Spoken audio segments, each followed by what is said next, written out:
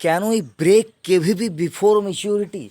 देखिए फ्रेंड्स, ये एक सवाल है जो मुझको 2-3 दिनों से कुछ लोग पूछ रहे हैं कि सर क्या हम लोग हमारा जो यहाँ पर केवीपी है उसको मैच्योरिटी से पहले उसको तोड़ सकते हैं, उससे पैसे निकाल सकते हैं?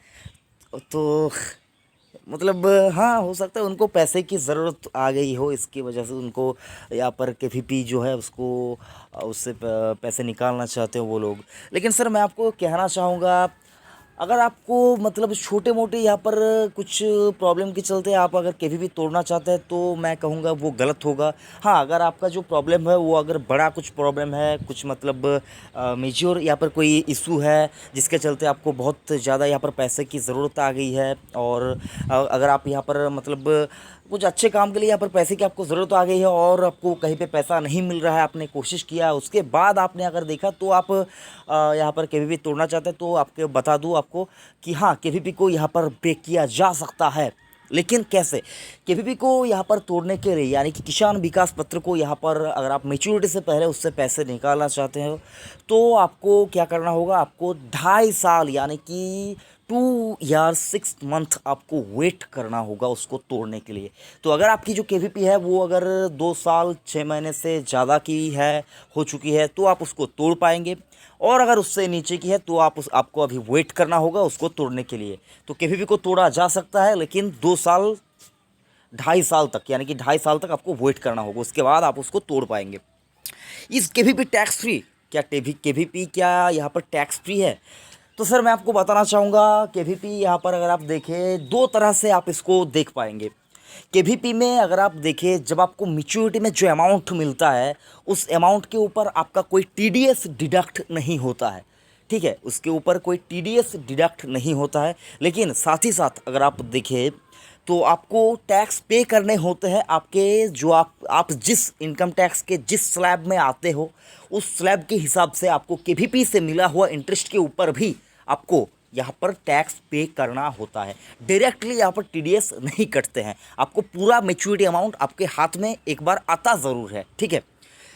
तो इस केवीपी सेफ इन्वेस्टमेंट, देखिए मुझको जहाँ तक समझ में आती है, गवर्नमेंट की ओर से, सरकार की ओर से अगर आप देखें कहीं पे अगर सबसे ज़्यादा सुरक्षित कोई निवेश है तो इंडिया के अंदर वो केवीपी ही है, ठीक है, किसान विकास पत्र ही है मेरे हिसाब से। अगर आप देखें जहाँ पर सबसे ज़्यादा यहाँ पर सुरक्षा दी गई है, मुझको जो नज़र आती है, हाँ, KVP, PPF, NSC, post office TD, ये सारा कुछ यहाँ पर सभी यहाँ पर सुरक्षित निवेश हैं। लेकिन अगर मुझको यहाँ पर किसी एक को वोट देना होगा, मुझको अगर किसी एक के ऊपर यहाँ पर निर्णय लेना होगा, तो मैं कहूँगा केवीपी एक बेहतरीन विकल्प है लंबी अवधि के लिए यहाँ पर अच्छा खासा पैसा रखने के लिए, सेफ इन्वेस्टमेंट के तौर पे। हाँ, यहाँ पर अगर आप देखें तो केवीपी में आपको यहाँ पर 124 महीना लगते हैं अभी पैसे डबल होने के लिए, जो पहले बहुत कम हुआ करता था। कभी कभी देखा गया है तो केवीपी में अगर आप देखें 4-5 सालों में भी पैसे पहले डबल हो जाते थे, लेकिन अगर आप देखें तो अभी 10 साल 4 महीना यहाँ पर 10 साल 6 महीने के आसपास यहाँ पर वक्त लगता है।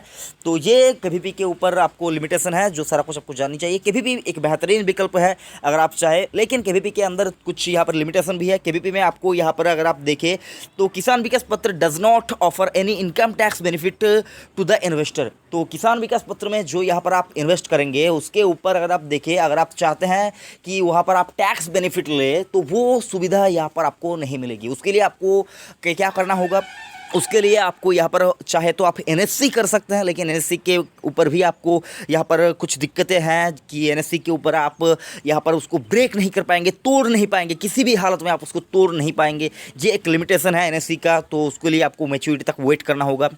और इसके अगर आप टैक्स बेनिफिट लेना चाहते हैं कि कहाँ पर निवेश करके टैक्स बेनिफिट लिया जा सकता है, तो मैं आपको कहना चाहूँगा आप एलआईसी के अंदर आप सिंगल प्रीमियम ले सकते हैं, या फिर अगर आप चाहे तो बैंक्स में जो यहाँ पर टैक्स फ्री मतलब इनकम टैक्स के हिसाब से अगर आप देखें तो जहाँ पर निवेश करके टैक्स बेनिफिट मिलते हैं वो आप उस एफडी में पैसे रख सकते हैं। लेकिन अगर आप देखें तो बैंक में आप पैसे रखने जाएंगे उससे ज़्यादा आपको पोस्ट ऑफिस के स्कीमों में ज़्यादा पैसे मिलते हैं, और एलआईसी के जो सिंगल प्रीमियम है वहाँ पर भी आपको अट्रैक्टिव यहाँ पर बोनस रेट अभी तक मिल रही है। तो यहाँ पर कुछ चीज़ें देखने वाली बात है कि केवीपी अभी तक आपको अगर आप देखें तो केवीपी के अंदर इनकम टैक्स बेनिफिट आपको नहीं मिलेगा। अगर आप पैसे रखेंगे तो उसके ऊपर आपको जो टैक्स छूट है वो आपको यहाँ पर नहीं मिलेगी।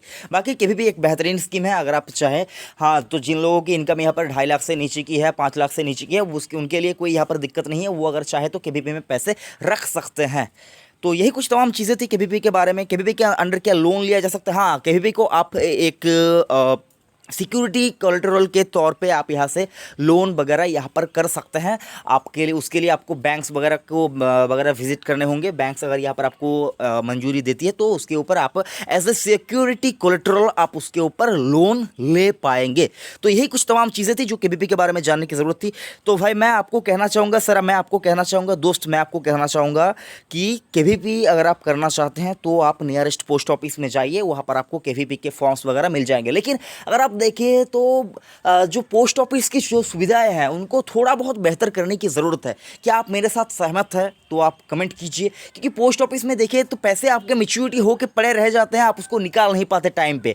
तो ये कुछ तमाम दिक्कतें हैं। और जो पोस्ट ऑफिस का जो सिस्टम है मतलब वो बहुत ही स्लो है, मुझको वो पसंद नहीं है। वो थोड़ा बहुत फास्ट होना चाहिए और थोड़ा बहुत उनको डिजिटल, थोड़ा ज़्यादा डिजिटल यहाँ पर होने की ज़रूरत है और उनके सॉफ्टवेयर वगैरह को थोड़ा बहुत अपडेट करने की ज़रूरत है। जो मुझको लगता है जो इशू मेरे साथ यहाँ पर हुआ है, मतलब बहुत सारी गलतियाँ वो कर बैठते हैं। और यहाँ पर देखें तो पोस्ट ऑफिस बहुत ही स्लो एक सिस्टम है के ऊपर वो सारा कुछ काम करता है। हाँ, बैंक्स वगैरह में जो यहाँ पर सॉफ्टवेयर यूज होते हैं वही वहाँ पर यूज होता है, जो जहाँ तक मुझको पता है। देखिए सर, जहाँ तक मुझको पता है, मैं इस चैनल के ऊपर आपको स्टॉक मार्केट के ऊपर भी मैं थोड़ा बहुत ज्ञान देता रहता हूँ आपको। तो उस नॉलेज के हिसाब से पोस्ट ऑफिस के में जो उनका जो सॉफ्टवेयर है उसका नाम है फिनाकल। उनका सॉफ्टवेयर का नाम है फिनाकल। तो फिनाकल अगर आप देखें तो इन्फोसिस कंपनी का फिनाकल जो सॉफ्टवेयर है वो भी पोस्ट ऑफिस में यूज होता है। तो वो सारा कुछ तो ठीक है, लेकिन मतलब यहाँ पर इतनी ज़्यादा भीड़ होती है, तो इतना ज़्यादा यहाँ पर देरी होती है, वेट करना होता है, तो पैसे को आप सही टाइम पे यहाँ पर निकाल नहीं पाते। ये कुछ तमाम चीज़ें हैं। और पोस्ट ऑफिस में पैसे निकालने के लिए आपको पहले यहाँ पर एटीएम कार्ड वगैरह इशू किया करते थे, लेकिन अभी वो सारा कुछ सिस्टम भी बंद हो चुका है और एटीएम सर्विसेज भी पोस्ट ऑफिस का नहीं है वो। तो ये तमाम कुछ दिक्कतें हैं। बाकी पैसे रखना चाहते हैं तो कहाँ पर पैसे रखने से आप यहाँ पर आपको लिक्विडिटी भी मिलेगी और आपका पैसा भी सेव रहेगा, पैसे के ऊपर इंटरेस्ट भी आपको मिलेगा। तो ज़्यादा इंटरेस्ट मिलेगा। तो वो अगर आप जानना चाहते हैं तो आप कमेंट कीजिए, मैं उसके ऊपर आपको ज़रूर से एक वीडियो बना कर दूँगा। जो भी पूछना चाहते हैं सर, जो भी पूछना चाहते हैं, कोई यहाँ पर हेजिटेशन की बात नहीं है। आप जो भी पूछना चाहते हैं कमेंट कर दीजिए, उसके ऊपर आपको वीडियो मिल जाएगा। ऐसा नहीं, इन्वेस्टमेंट के ऊपर अगर आपको कोई भी सवाल है, कोई भी यहाँ पर आपके मन में यहाँ पर कोई भी संकेत मतलब संकोच है, कोई भी यहाँ पर प्रश्न है, वो सारा कुछ आप यहाँ पर कमेंट करके लिख दीजिए। उसके ऊपर आपको नो अबाउट इन्वेस्टमेंट वीडियो बनाकर दे देगा। तो यही कुछ कहना चाहता था फ्रेंड्स आपको। तो वीडियो कैसा लगा ज़रूर से कमेंट करके बताइए। अभी तक आपने चैनल को सब्सक्राइब नहीं किया तो नीचे देखिए सब्सक्राइब करके लिखा हुआ है, उसको ठोक दीजिए और नोटिफिकेशन आइकन को प्रेस कर दीजिए। थैंक यू, जय हिंद।